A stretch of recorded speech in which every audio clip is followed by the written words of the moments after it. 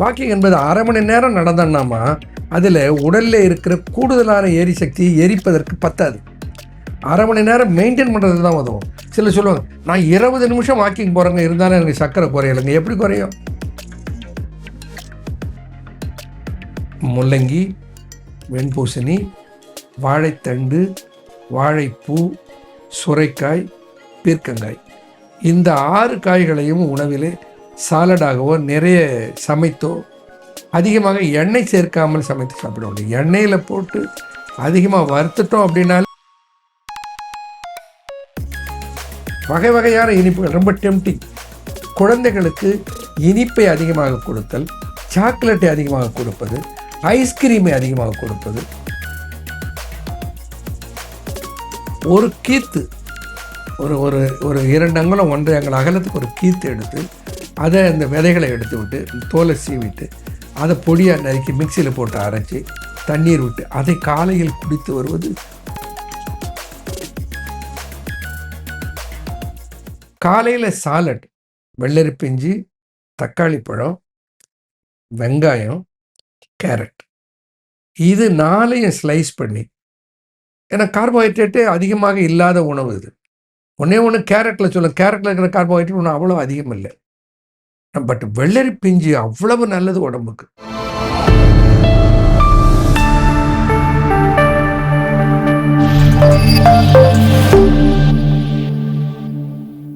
Cosmo health நேயர்கள் அனைவருக்கும் வணக்கம். இன்றைய நிகழ்ச்சியில ஆரோக்கியம் குறித்து நம்முடைய சந்தேகங்களுக்கு விளக்கம் கொடுக்கறதுக்காக அறிவியல் சித்தர் டாக்டர் அன்பு கணபதி அவர்கள் நம்ம கூட இணைந்திருக்காரு. தொடர்ந்து நிறைய விஷயங்கள் பேசலாம்.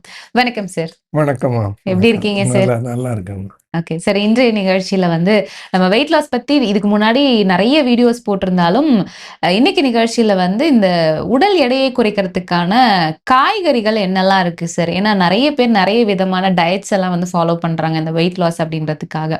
நம்ம வீட்டுல இருந்தபடியே காய்கறிகளை வைத்து எப்படி உடல் எடையை குறைக்க முடியும், என்ன மாதிரியான காய்கறிகளை நம்ம எடுக்கும்போது உடல் எடை குறையும், அதை பத்தி சொல்லுங்க சார்.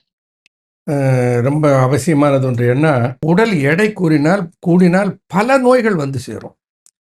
உடல் எடையை கட்டுப்படுத்த வேண்டும் என்பதனாலே மாணவர்களுக்கு பள்ளிக்கூடத்திலே தரப்படுகிற புத்தகத்திலே எல்லாம் எந்த மாதிரி உணவுகள் உடலுக்கு நல்லது, healthy food and unhealthy food. So அரசாங்கமே இன்றைக்கு முன் பள்ளிக்கூடங்களிலே மாணவர்களுக்கு எது நல்ல ஆரோக்கியம் தரும் உணவு, எது ஆரோக்கியத்துக்கு நன்மை பயக்காத உணவு என்று உணவை பிரித்து மாணவர்களுக்கு புகட்ட வேண்டும் என்கின்ற ஒரு சூழ்நிலை நம்முடைய நாட்டிலே உருவாகி இருக்கிறது. என்ன காரணம்?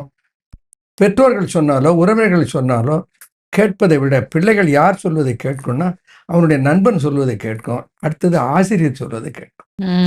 அதனால இந்த அவேர்னஸ் வர வேண்டும், இந்த ஒரு புரிதல் வர வேண்டும் என்று அரசாங்கமே இதற்கு முயற்சி செய்கிறது. உடல் எடையை பற்றி ஒரு விஷயத்தை நாம் புரிந்து கொள்ளணுமா? ஏன் எடை கூடுது? எல்லா காலத்திலும் உணவு சாப்பிட்றோம், எல்லா காலத்திலும் உணவை சாப்பிட்டார்கள். இன்னைக்கு நாம் சாப்பிட்ற மாதிரி 4 மடங்கு உணவு கிராமத்தில் வேலை செய்பவர்கள் சாப்பிடுகிறார்கள். ஆனால் உடல் பருப்பது இல்லையே. ஆனால் 2-3 வேளையுமே ரைஸ் தான் சாப்பிடுவாங்க, சோறே சாப்பிடுவாங்க, கார்போஹைட்ரேட்டே சாப்பிடுவாங்க, உடல் பருப்பது இல்லையே. அப்போ என்ன காரணம்? அதைத்தான் நம்ம யோசிக்கணும். விளையாட்டு என்பது, பிசிக்கல் ட்ரைனிங் என்பதே இல்லாமல் போய்விட்டது. இப்போ நாம் உண்ணுகிற உணவில் இருக்கிற சத்து கேலரியாக தான் நம்ம உடம்புக்கு சேருது. அந்த கேலரியை பேர்ன் பண்ணலைன்னா நிச்சயமாக உடம்பு பறக்கத்தான் செய்யும். இப்போ உடல் இளைப்பதற்கு மிகச்சிறந்த மருந்து எதுன்னா உடலில் தேங்கி இருக்கிற சத்தை எரித்தல். அதுக்கு என்ன பண்ணணும்? தேகப்பயிற்சி பண்ணணும். ஒரு நாளை 24 மணி நேரத்தில் ஒரு 3/4 மணி நேரம் 1/2 மணி நேரம் ஜிம்மில் போயிட்டு வந்துட்டா அன்னைக்கு சாப்பிட்ட எனர்ஜியெல்லாம் பேர்ன் ஆகிடுமா? ஒரு இட்லியில் 100 கேலரி சத்து இருக்கு. 4 இட்லி சாப்பிட்டா 400 கேலரிஸ் வந்துடுது. 1 மணி நேரம் ட்ரெட்மில்ல ஓடினீங்கனாலே உங்களுக்கு 200 கேலரி தான் குறையும். அப்போ என்ன பண்ணணும்? உண்டே குண்டான உடம்பை உபவாசத்தினாலேயே உருப்படியாக்க வேண்டும். இப்போ உணவு கட்டுப்பாடு வேணும், உடலுக்கு வேண்டிய பயிற்சியும் வேண்டும். உடல் இளைப்பதற்கு மிகச்சிறந்த பயிற்சி எதுன்னு சொன்னால் யோகா தாம்மா. ஸ்ட்ரெச். யோகாவில் வேகமாக உடல் அசைகிற அசைவுகள் இல்லை. ஒரு பொசிஷனுக்கு வந்துட்டு அங்கே அப்படியே நிறுத்த போகிறோம். ஸ்ட்ரெச்சு தான். இந்த ஸ்ட்ரெச்சில் கிடைக்கிற பலமும் ஒரு ஸ்ட்ரென்த்தும் உங்களுக்கு அந்த பயிற்சியில் கிடைப்பதில்லை. அது ஏதோ ஸ்ட்ரெச் பண்ணட்டும், அல்லது ஜிம்முக்கு போகட்டும், அல்லது கிரவுண்ட்ஸில் போய் விளையாடட்டும், அல்லது டென்னிஸ் விளையாடட்டும், அல்ல ஷட்டில் காக் விளையாடட்டும், பேட்மிண்டன் ஏதாவது விளையாடணும். சரி, இப்போ விளையாட முடியல, விளையாட இடம் இல்லை, விளையாட போக முடியல, அட்லீஸ்ட் வீட்டிலேயாவது ஒன்றும் இல்லைம்மா, ஸ்கிப்பிங் இருக்குல்ல, ஸ்கிப்பிங் ரோப்பு, அதுக்கு ஒன்றும் பெரிய கிரவுண்டு வேண்டியதில்லை. ஒரு 10 ஒரு 10 முறை ஸ்கிப்பிங் பண்ணாலே உடம்பா இருக்காது. அது செய்யலாம். வாக்கிங் மிகச்சிறந்த உடற்பயிற்சி. உலகத்திலேயே சர்க்கரை நோயையும் பிளட் ப்ரெஷரையும் கட்டுப்படுத்துகிற மிகச்சிறந்த உடற்பயிற்சி. சிம்பிள். அதுக்கு பார்ட்னர் வேண்டியதில்லை, தனி இடம் வேண்டியதில்லை, ஃபீஸ் கட்ட வேண்டியதில்லை, எங்கே வேணாலும் பண்ணலாம். இங்கே எனக்கு இடம் இல்லை, போக முடியல, ஒன்றுங்க. வாக்கிங் வாக்கிங் என்பது 1/2 மணி நேரம் நடந்தோம்னாமா அதில் உடலில் இருக்கிற கூடுதலான எரிசக்தியை எரிப்பதற்கு பத்தாது. 1/2 மணி நேரம் மெயின்டைன் பண்ணுறது தான் உதவும். சிலர் சொல்லுவாங்க, நான் 20 நிமிஷம் வாக்கிங் போகிறேங்க, இருந்தாலும் எனக்கு சர்க்கரை குறையலைங்க. எப்படி குறையும்? 20 நிமிஷம் வாக்கிங்கில் அரை இட்லியில் இருக்கிற சத்து கூட குறையாது, கலரி கூட குறையாது. அப்போது உடற்பயிற்சி என்பது நடைப்பயிற்சியாக இருந்தால் 1 மணி நேரம் செய்ய வேண்டும். எனக்கு மூட்டில் வலி இருக்குது, என்னால் நடக்க முடியாது, ரைட், ஒன்றும் வேணாம். ஒரு 1/4 மணி நேரம் மெல்ல நடங்க, ஓய்வு எடுத்துக்கங்க. இன்னொரு 1/4 மணி நேரம் மெல்ல நடங்க, ஓய்வு எடுங்க. நான் இன்னொன்று கூட சொல்லுவேன், உணவு உண்ட பின்னால் ஒவ்வொரு வேளையும் குறுநடையாக 15 நிமிடம் நடங்கன்னு சொல்லுவேன். இதை சித்தர்கள் சொல்லியிருக்கு. நண்பர உண்ட பின்பு குறுநடையும் கொள்வோம், நமனார்க்கிங்கது வகை நாம் இருக்கும் இடத்தே. தேரர் கேட்குறாரு, நன்றாக மென்று கூழாக உணவை உண்ட பின்னால் நண்பெற உண்ட பின்பும் குறுநடையும் கொள்வோம். சில பேர் கேட்பாங்க, ஏன்னா இவர் சாப்பிட்டதுக்கப்புறம் நடக்க சொல்கிறாரு? சாப்பிட்டதுக்கப்புறம் நடக்கக்கூடாது இல்லை. நான் சாப்பிட்டதுக்கப்புறம் ஓட சொல்ல, பரபரப்பாக நடக்க சொல்லலை. குறுநடை. சித்தர்கள் மிக கவனமாக வார்த்தைகளை கையாண்டு இருக்கிறார்கள். மெல்ல நடக்க ஒரு 15 நிமிஷம். அப்படி நடந்தால் அந்த எனர்ஜியை ஓரளவுக்கு பர்ன் பண்ண முடியும். எனர்ஜியை எரிப்பது ஒன்று. இன்னொன்று, உள்ளே எடுக்கிற உணவிலே இருக்கிற கேலரிஸ் ரிச்சாக இருக்கிற ஃபுட்டை தவிர்க்கணும். கேலரிஸ் எதுலேருந்து வரும்? ஒன்று கார்போஹைட்ரேட்லேருந்து வரும், இன்னொன்று ஃபேட்லேருந்து வரும், ப்ரோட்டீன்லேருந்து வராது. ரொம்ப அதிகபட்சமாக ஸ்டார்வேஷன் இருந்தால் தான் ப்ரோட்டீன்லேருந்து எனர்ஜி எடுக்கும் உடம்பு. அது வரைக்கும் எனர்ஜி முதல்ல கார்போஹைட்ரேட்டை பேர்ன் பண்ணி அதுலேருந்து எனர்ஜி எடுத்துக்கும். அதில் போதிய அளவுக்கு இல்லை அப்படின்னு சொன்னால் ஃபேட்டை பேர்ன் பண்ணி தான் எடுக்கும். அப்போது நம்ம உடம்பு பருப்பதற்கு காரணமாக இருப்பது எது? Carbohydrate and fat. இப்போ என்ன பண்ணணும்? உடல் பருக்காமல் இருப்பதற்கு முதல்ல எதை அவாய்ட் பண்ணணும்? Roasted food, fried items, fatty food, இதை முதல்ல அவாய்ட் பண்ணும். அடுத்தது கார்போஹைட்ரேட் ரிச்சாக இருக்குது அதில் கிழங்குகள், உருளைக்கிழங்கு, கேரட்டு, பீட்ரூட்டு, இது மாதிரி கிழங்குகள்லமா கார்போஹைட்ரேட் சத்து அதிகமாக இல்லாத கிழங்கு 2 கிழங்கு இருக்குது. ஒரு கிழங்கு முள்ளங்கி, இன்னொரு கிழங்கு கருணைக்கிழங்கு. அந்த கிழங்குக்கு பேரே பாருங்க, கருணைக்கிழங்கு. நம்ம மேலே கருணையோடு இருக்கிற ஒரு கிழங்கு.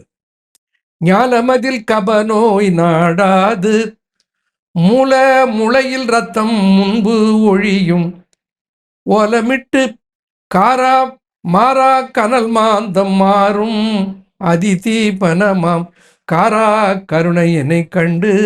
காரா கருணை பிடிக்கருணை. அந்த புளி போட்டு சமைக்கணும், இல்லைன்னா அது நாக்கு பிக்கும் இல்லையா? அந்த கருணைக்கிழங்கு. அதே மாதிரி முள்ளங்கி. முள்ளங்கி என்னென்ன? வாதம் கரப்பான், வயிற்றறிவு சூளை, குடல்வாதம், வண்டல் நோய், மோத நீர்க்கோவை, பன்னோய், பல் சிலந்தி, இறப்பும் கடுப்பும் சாம். முள்ளங்கி அந்த கண்ணில் தேரையார் சொல்வார். இப்போ முள்ளங்கி கிழங்கை எடுத்துக்கொள்ளலாம், காராக்கருணை எடுத்துக்கொள்ளலாம், வேறு கிழங்கை சாப்பிடக்கூடாது. அப்போ என்ன பண்ணணும்? கிழங்குகளை தவிர்க்க வேண்டும். ரொம்ப ரோஸ்டட் ஃபுட், அது வெஜிடேரியன் இருந்தாலும் நான் வெஜிடேரியன் இருந்தாலும் ரோஸ்டட் ஃபுட்டுகளை தவிர்க்க வேண்டும். அதிகமான கார்போஹைட்ரேட் ரிச் ஃபுட்டை தவிர்க்க வேண்டும். குறிப்பாக இந்த ஸ்வீட் ட்ரிங்க்ஸ், இந்த குடிக்கிறதுக்கு இந்த கார்பனேட்டட் ட்ரிங்க்ஸ் வருது பாருங்கள், அதை நிறைய குடிப்பதனால ஏகப்பட்ட கேலரிஸ் அதில் நம்ம கார்போஹைட்ரேட் உடம்புக்கு வந்துடும். அடுத்தது இனிப்பு சாப்பிடுவதை தவிர்க்க வேண்டும். இப்போ அந்த காலத்தெல்லாம் இப்படி இனிப்பு கிடையாதுமா. ஒரு பண்டிகைன்னு வந்தால் தீபாவளிக்கு இனிப்பு செய்வார்கள், அல்லது இந்த ஆயுத பூஜை, சரஸ்வதி பூஜைக்கு இனிப்பு செய்வார்கள். அதுவும் என்ன? வீட்டில் செய்கிற இனிப்புகள். விநாயகர் சதுர்த்திக்கு கொழுக்கட்டை செய்வார்கள், அது வெல்லத்திலேருந்து செய்கிற இனிப்பு. அதில் ஒரு ஹை ஸ்பைக்காக கார்போஹைட்ரேட் ஏறாது, குளுக்கோஸ் ஏறாது. அப்போது உணவில் அதிகமாக இனிப்பு உணவுகளை தவிர்க்கணும். இப்போ பாருங்கள், ஒரு தெருவில் 4 கடை ஸ்வீட்டு கடை இருக்குது. அதுவும் எவ்வளவு வகை வகையான இனிப்புகள், ரொம்ப டெம்டிங். குழந்தைகளுக்கு இனிப்பை அதிகமாக கொடுத்தல், சாக்லேட்டை அதிகமாக கொடுப்பது, ஐஸ்கிரீமை அதிகமாக கொடுப்பது, இதெல்லாம் போய் என்ன ஆகுதுன்னா அப்படியே போய் ஸ்டோர் ஆகுது ஃபேட்டாக. அப்போது எதை தவிர்க்க வேண்டும்? Fried items, roasted food, carbohydrate rich food, இந்த cool drinks as well ice creams. இதை ஜங்க் ஃபுட், இதெல்லாம் ஜங்க் ஃபுட்ஸையும் தவிர்த்துடணும். எதை எடுத்துக்கிட்டா நல்லது? எடுத்துக்கொள்ளுகிற உணவில் avocado is the best fruit. ஏன்னா அதில் வந்து பாலி அன்சேச்சுரேட்டட் ஃபேட்டி ஆசிட் தான் இருக்கிறது, உடம்புக்கு நல்லது.